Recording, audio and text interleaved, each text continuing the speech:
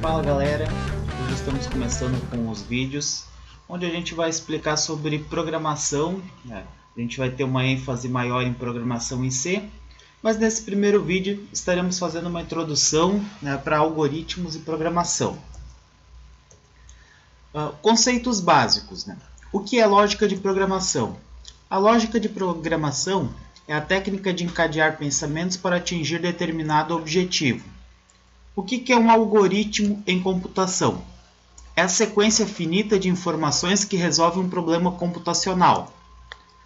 Ou seja, é os passos que o programa deve seguir para que ele funcione corretamente, né? O passo a passo do programa. Um exemplo que a gente pode dar de um algoritmo é, por exemplo, como fazer um bolo, né? A gente pega uma vasilha, coloca farinha, coloca ovos, coloca manteiga, mistura até aquela massa ficar homogênea e leva para assar. Isso é um algoritmo de como fazer um bolo.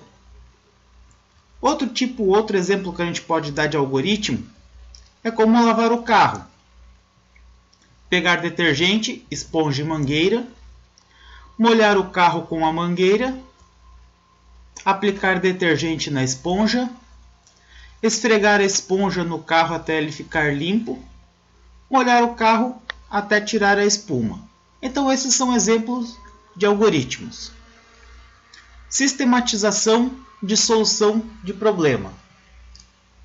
A sistematização de solução de problema nada mais é do que a forma como a gente deve pensar para elaborar um determinado programa computacional. Para a gente desenvolver um programa, a primeira coisa que a gente tem que fazer é compreender o que aquele programa ele deve fazer. Então a gente vai encontrar o que pede o problema, quais são as condições do problema, quais são as variáveis, o que a gente precisa calcular, quais são as informações relevantes. Então tudo isso está aqui na parte de compreensão do problema. A elaboração é o passo seguinte, né? Depois que a gente compreende o que a gente precisa no programa, a gente vai elaborar estratégias de como desenvolver o programa. Então a gente vai ver se tem alguma conexão com dados, variáveis, né, que a gente tem que considerar problemas auxiliares, né? Seria capaz após eu resolver de uma primeira forma, né, criar um programa de um determinado modo, se há como eu desenvolver que ele fique do modo mais simplificado, se tem teoremas, fórmulas, né, que pode ajudar na elaboração do nosso algoritmo, né? Então, elaborado, né, compreendido o que a gente precisa fazer e depois elaborado, vem a terceira fase, que é a parte da execução, né? Que na verdade é a parte mais fácil, né? Que é a hora que a gente pega e bota a mão na massa, né? Que escreve as linhas de código, né? Porém,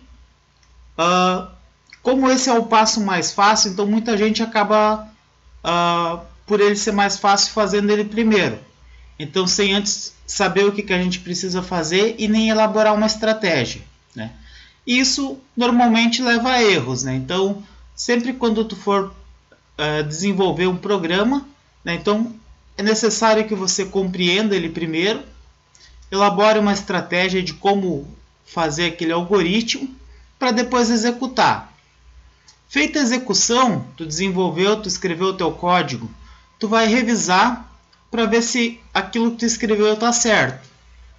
Por acaso, né, ele não funcionar, se o teu algoritmo não funcionar, ou você teve algum problema na execução, então a gente vai voltar na execução, vai ver se tem alguma coisa que está mal executada, mal escrita, né? Ou você pode ter um erro na elaboração, a ideia que você teve para elaborar o teu projeto ali não foi uma ideia muito correta, né? Ou pode ser que a gente ainda não tenha compreendido o que pede o nosso programa, né? Mas por acaso a gente compreendeu, conseguimos elaborar com sucesso, executar e na hora da revisão não apresentou nenhum problema, então a gente tem a finalização do projeto. Representações de algoritmos. A gente tem algumas formas diferentes, né, de representar um algoritmo. A gente tem a linguagem narrativa, né, que seria tu narrar, né, o que o programa vai fazer. Né? Então aqui a gente tem um exemplo, né, de uma representação por linguagem narrativa de um programa que solicita a digitação de 3 números no primeiro passo, no segundo passo calcula a soma e no terceiro passo ele exibe o resultado. Outra forma de representar um algoritmo é através de fluxograma. Né? Você vai declarar as variáveis, né, de inteiro, ABC, soma, vai dar o início para o programa, vai pedir a entrada de 3 valores, né, digitado pelo usuário, vai definir elas como variável A, B e C, vai fazer a soma, vai exibir o resultado e vai encerrar o programa. Então, esse seria uma representação de algoritmo por fluxograma estendido. Também tem o Portugal, tanto dá o nome do programa, faz as declarações real, A, B, C e soma, dá o início do programa, escreva, digite um número, leia o número, soma A mais B mais C, escreva a soma, fim.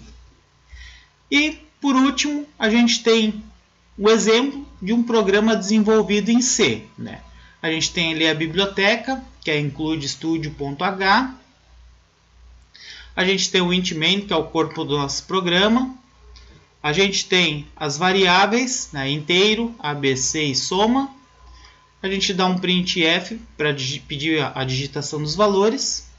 A gente grava os valores digitados. E tem o printf do resultado ali. E o return 0 que encerra o programa. IDE. Existem diversos ambientes de desenvolvimento integrado, né, que são as IDEs, que são os programas utilizados para a gente escrever os nossos códigos. Né? Então a gente abre lá nesse determinado programa, digita os códigos e ele desenvolve o programa que a gente faz. Né? Existem vários tipos de IDEs, né? Tem o DevC, tem o CodeBlocks. Né? Eu utilizo o CodeBlocks, né, uma versão 13.12, né, que é uma versão estável, mas se você não quiser utilizar o CodeBlocks, você pode utilizar qualquer outra IDE, desde que você consiga fazer a programação em C, não tem problema nenhum. Os códigos que a gente vai estar vendo nos vídeos aqui podem ser utilizados em qualquer outra IDE que programe em C. Né? Mas se você não tem nenhuma em vista, o CodeBlocks é o que a gente vai estar usando. Fica mais fácil de acompanhar os vídeos. Né? Pode ser baixado diretamente do site CodeBlocks. Bom, então pessoal, para o vídeo de hoje é isso aí. Né? Espero que vocês tenham gostado. E assistam os próximos vídeos. Já no próximo vídeo a gente já vai estar começando a fazer os primeiros programas. Né? E instale a sua IDE no seu computador e assista o próximo vídeo. Valeu pessoal, tchau, tchau.